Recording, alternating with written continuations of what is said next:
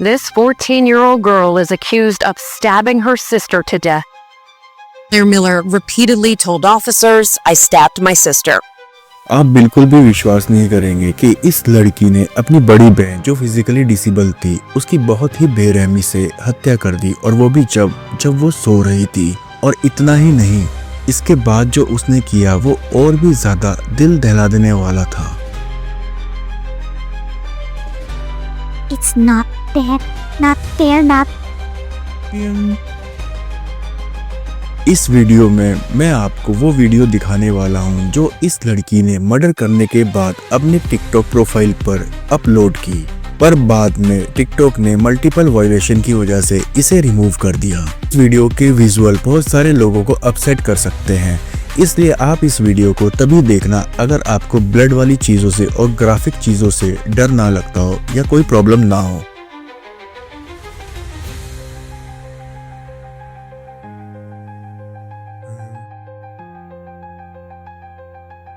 इस वीडियो को क्लेयर ने खुद रिकॉर्ड किया है, और इस वीडियो में जो ब्लड दिख रहा है वो उसकी बड़ी बहन हेलन का है। रानी की बात ये थी, मर्डर के कुछ दिन बाद और ये वीडियो अपलोड करने के बाद उसके अकाउंट में 11,000 फॉलोवर बढ़ चुके थे। सवाल ये आता है कि ऐसा क्या हुआ जिसने क्लेयर को एक लविंग केयरिंग सिस्टर से एक कोल्ड ब्लड किलर बना दिया।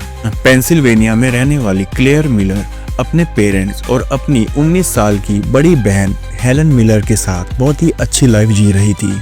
बाकी टीनएजर की तरह वो भी स्कूल में, स्पोर्ट्स में और बाकी एक्टिविटी में एक्टिव थी। क्लेयर अपने माता पिता का भी बहुत ज़्यादा ख्याल रखती थी, और साथ ही अपनी बड़ी बहन हेलन सेरेब्रल पॉलिसी की वजह से डिसेबल थी, उसका भी बहुत ज़्यादा ख्याल रखती थी और उसे प्यार करती थी। दोनों बहनों के बीच में काफ़ी प्यार था, जबकि क्लेयर हेलन से 2 साल छोटी थी। वो पूरी सिंसियरिटी से अपनी बड़ी बहन हेलन जो डिसेबल थी उसका ख्याल रखती थी। देखा जाए जो उसने किया वो उसके नेचर से बिल्कुल ही उल्टा था, इसलिए ये केस काफ़ी ज़्यादा स्ट्रेंज है। तो आखिर एक्चुअली में क्या हुआ था उस रात को कि क्लेयर ने अपनी बड़ी बहन का मर्डर कर दिया। क्लेयर सोशल मीडिया पे बहुत ज़्यादा एक्टिव थी। उसके टिकटॉक पर 22,000 फॉलोवर थे। उसमें वो लिप सिंगिंग और अपने फादर के साथ डांस करते हुए, गेम्स खेलते हुए वीडियो डाला करती थी। सब कुछ नॉर्मल चल रहा था, पर 21 फरवरी 2021 की रात मिलर फैमिली के लिए सबसे लंबी और काली होने वाली थी, क्योंकि इस मासूम सी दिखने वाली लड़की ने जो काम किया वो कोई अपने सपने में भी नहीं सोच सकता था। रात के डिनर के बाद दोनों पेरेंट्स अपने बच्चों को गुड नाइट बोल के अपने रूम में चले जाते हैं। मैं क्या पता था जब उनकी आंख खुलेगी वो अपनी दोनों बेटियों को खो चुके होंगे। Both parents were home but asleep when the stabbing took place. Claire ने शायद इन सब चीजों की प्लानिंग बहुत पहले से कर रखी होती है। जब हेलन अपने रूम में अपने बेड पर चैन की नींद सो रही होती है, तब क्लेयर उसके रूम में दबे पांव जाती है, हाथ में धारदार हथियार लेकर, और वो हेलन का मुंह तकिए से दबाकर उसके चेहरे, नेक और चेस्ट पे चाकुओं से वार करती है। अब आप एक पल ये सोचिए, जो लड़की पहले से ही डिसेबल है उसके साथ जब इसकी बहन ने ये सब किया होगा तो वो किस हद तक एक दर्द में गुजरी होगी। हेलन ने कभी सोचा नहीं होगा उसकी छोटी बहन जो उससे बहुत ज़्यादा प्यार करती थी और बहुत ज़्यादा केयर करती थी, वही एक दिन उसकी जान ले लेगी। आखिरकार हेलन तड़प तड़प कर दम तोड़ देती है। पर कहानी यहाँ खत्म नहीं होती है। इसके बाद जो खुलासे होते हैं उस पर शायद आपको विश्वास भी नहीं होगा। रात 1 बजे पेंसिल्वेनिया पुलिस को एक कॉल आती है। 911, what's your emergency? फोन उठाने के बाद पुलिस वालों को दूसरी तरफ से एक लड़की की कांपती हुई आवाज सुनाई देती है।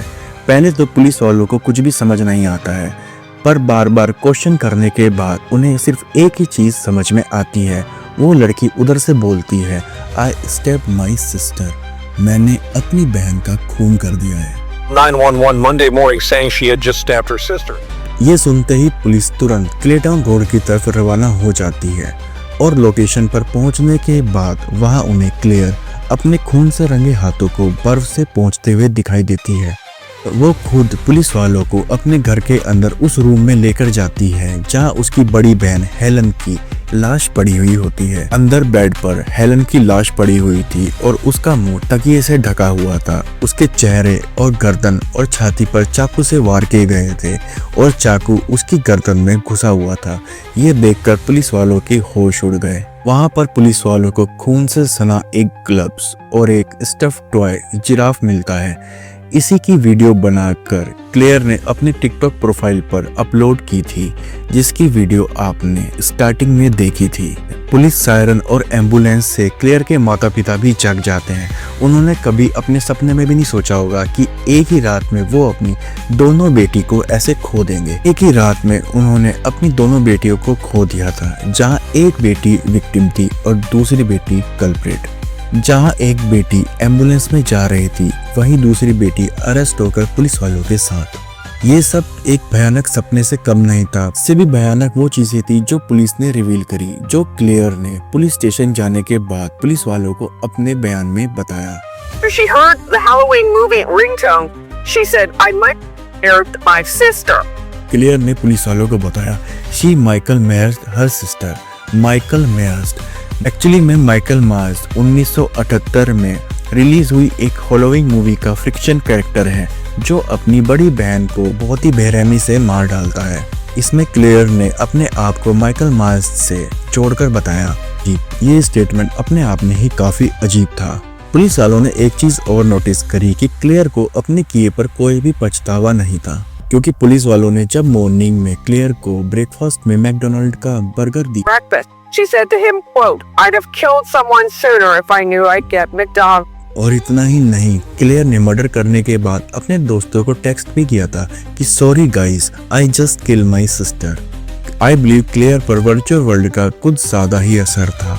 अब सवाल ये आता है कि ऐसी क्या वजह थी कि क्लेयर इस हद तक पहुंच चुकी थी। मर्डर करने की असली वजह तो आज तक पता नहीं चल पाई है, पर बहुत सारी थ्योरी स्पेसिकुलेशन सामने आए। थ्योरी के अनुसार क्लेयर को हेलन से बहुत ज्यादा जेलस थी, क्योंकि हेलन को ज्यादा अटेंशन मिला करती थी उसके डिसेबल होने की वजह से।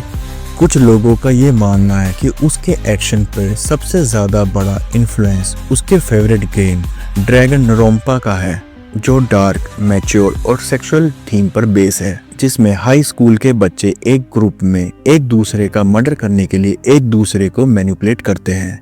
रीजन कुछ भी हो, पर मुद्दा ये है कि कोर्ट इस केस को किस तरह से लेने वाली थी। पर होमिसाइड के चार्जेस लगे, लेकिन वो टीनेजर थी।